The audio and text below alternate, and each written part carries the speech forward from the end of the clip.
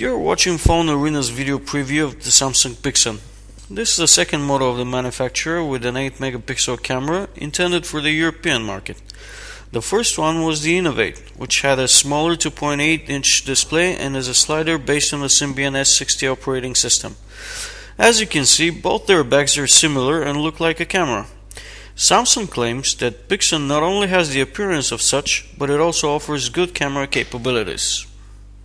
Since it has a touch-sensible display, the device looks like iPhone, Omnia and other popular touch phones.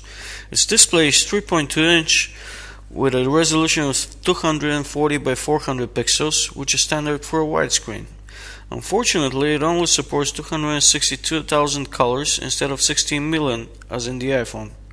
Moreover, the lens in the Samsung is protruding, making it thicker. Typical for such a phone, there are only a few buttons, send, end, and the central key, which is only pressed and doesn't have the role of an optical mouse as in Omnia. On the left there is a hold locking key, shortcut button and the microSD slot for a memory card. The opposite side houses the camera trigger, the mode button and the volume rocker, which is used for digital zooming. On the top you'll find only the connector for the charger and earphones, which strangely isn't micro USB and the proprietary Samsung jack. There is nothing on the back besides the company logo, an 8 megapixel label, the lens with the automatic cover and a small LED light. In contrast to Omnia, Pixon is not a smartphone and uses software similar to F480. It also has widgets, and if you don't know what those are, it's a list of small programs which can be placed in various areas of the screen. There are a few new ones which are simply shortcuts but carry the same idea. The menus are very colorful, and if you don't like it, you'll feel disappointed that there are no themes to change their appearance. The software has been enhanced and we no longer have complaints about the scrolling in the menus. We will not discuss the boring stuff in this preview, so let us tell you about the interesting things. One of them, of course, is the camera. As we've already mentioned, it's an 8 megapixel one with a very good interface, also seen in Omnia.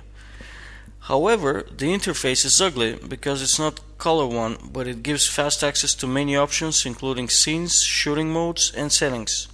On top of that, the camera can record videos not only VGA, which is 640 by 480 pixels, but in DVD resolution as well, which is 720 by 480 pixels. The main idea of Pixon is not only to be a camera phone, but an all-in-one device with a good multimedia functionality. The music player is not very beautiful, but it's easy to use. However, we don't like the small album art covers. Overall, it cannot compete with iPhone's iPod, but it's still good.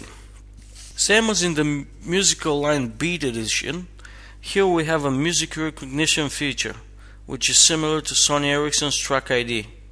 It records a short sample through the microphone or from the radio, and the server recognizes the name of the artist and the song.